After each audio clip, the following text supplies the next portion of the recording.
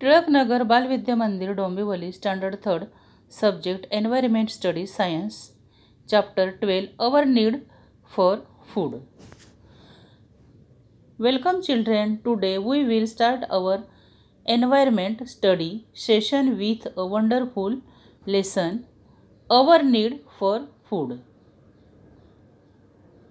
आपल्या शरीराला ऊर्जा मिळण्यासाठी, शरीराचे कार्य नीट चालण्यासाठी, शरीराची वाढ तसेच शरीराची झीज भरून येण्यासाठी, रोगप्रतिकारक शक्ती वाढण्यासाठी, शरीर निरोगी राहण्यासाठी अन्नाची गरज असते.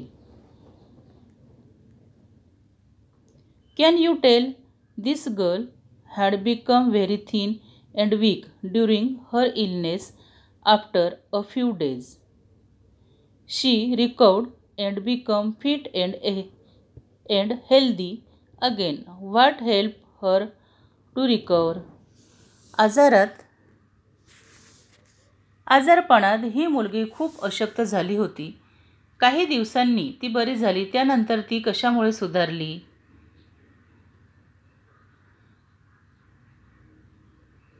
अन्न आणि औषध घेऊन ती सुधारली.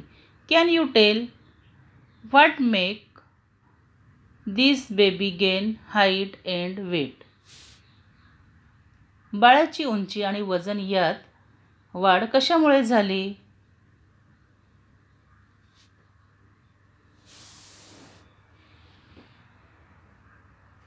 Why do we feel hungry? आपल्याला भूक का लागते? Our body must function properly. That is why we need food. Food helps our body to grow. आपल्या शरीराचे काम व्यवस्थित चालायला हवे. त्यासाठी आपल्याला अन्नाची गरज असते. अन्नामुळे आपल्या शरीराची वाढ होते. It helps to repair the wear and tear of our body. It also gives us the strength we need to work. शरीराची होणारी झीज भरून येते. अन्नामुळेच काम करण्याची शक्ती मिळते. If we don't get enough food, we feel tired. Vigor is lost. पुरेसे अन्न मिळाले नाही तर मरगळ येते, उत्साह वाटत नाही. At such a time we feel very hungry. If we eat a little, we feel better at once.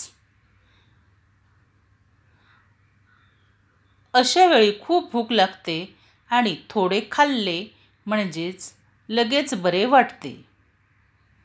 When we work a lot, our body feels fatigued. It makes us very hungry. Like us, all living things need food. जेव्हा आपण जास्त काम करतो तेव्हा आपले शरीर खूप थकते. आपल्याला जास्त भूक लागते. आपल्याप्रमाणे सर्व सजीवांना अन्नाची गरज असते.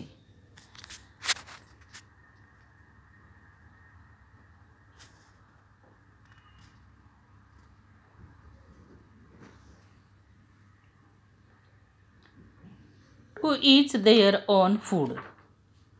सजीवांचे अन्न वेगवेगळे. New terms. नवा शब्द शिका. ऑइल केक, पेंड.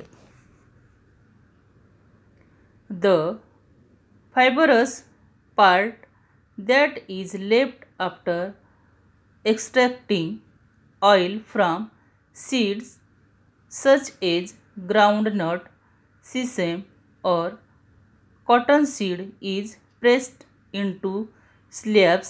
This is called oil cake.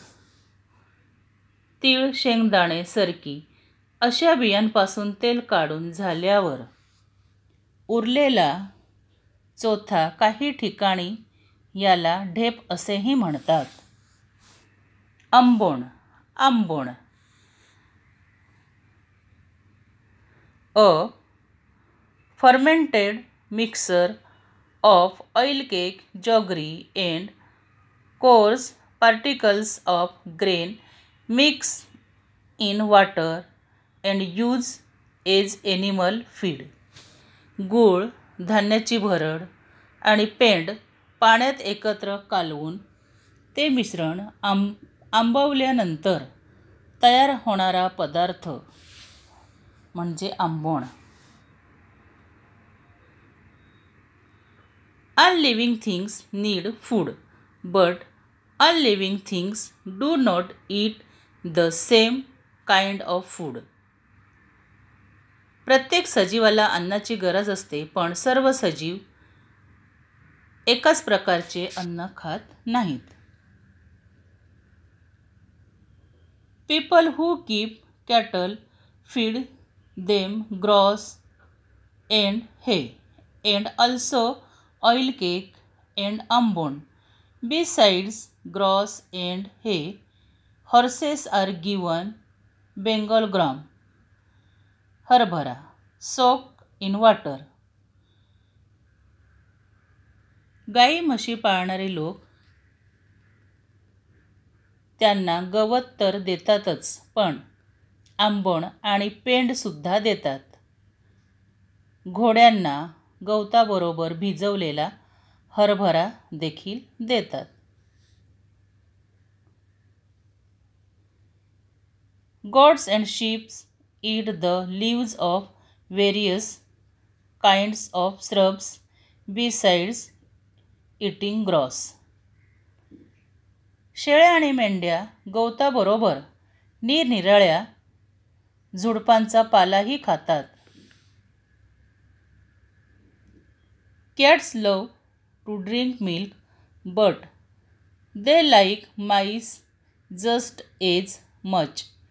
They also hunt and eat birds such as sparrows, doves and pigeons. मांजरांना दूध मनापासून आवडते, पण त्यांना उंदीरही तितकेच आवडतात. मांजरे, चिमण्या, कबुतरे, पारवे अशा पक्ष्यांना मारून खातात.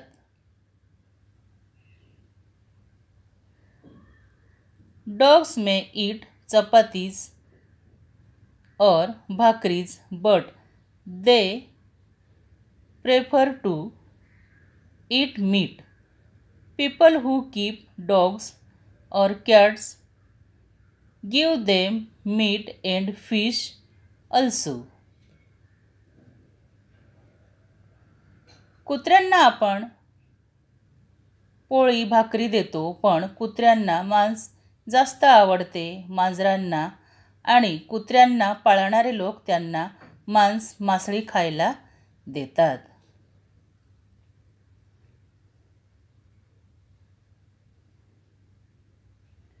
In forest, animals like deer, bison and nilgai eat various kinds of green grass and leaves.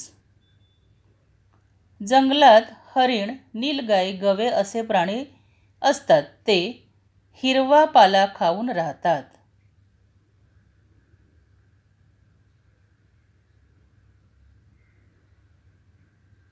If there are crops growing in field nearby, these animals finish off these crops too. जवळच्या शेतांमध्ये पिके उभी असतील तर हे प्राणी पिकांचाही फडशा पाडतात. Wild animals like the tiger and lion live in deep jungles. They hunt other animals and eat their flesh. जंगलात वाघ, सिंह असे प्राणीही असतात. ते इतर प्राण्यांची शिकार करून त्यांचे मांस खातात. Usually, these animals do not hunt in human settlements, but sometimes when they are starved, they are forced to enter nearby village. Then they kill and carry away cattle. असे हिंस्र प्राणी, जंगली प्राणी सहसा माणसांच्या वस्तीत येऊन शिकार करत नाहीत, पण कधीकधी त्यांची उपासमार होते. त्यामुळे त्यांना माणसांच्या वस्तीत येण्याचे धाडस करणे भाग पडते. अशा वेळी ते गोठ्यातील गुरे मारून खातात. Many times foxes dare to enter human settlements, but they are not as strong as tigers. They cannot kill cattle. They are mostly content with stealing fowl. माणसांच्या वस्तीत येण्याचे धाडस कोल्हे बऱ्याच वेळा करतात, पण कुत्र्यांच्या अंगात वाघासारखी ताकद नसते. त्यांना गुरे मारणे अवघड जाते. कोल्हे बहुधा कोंबडे पळवून नेतात. थँक्यू.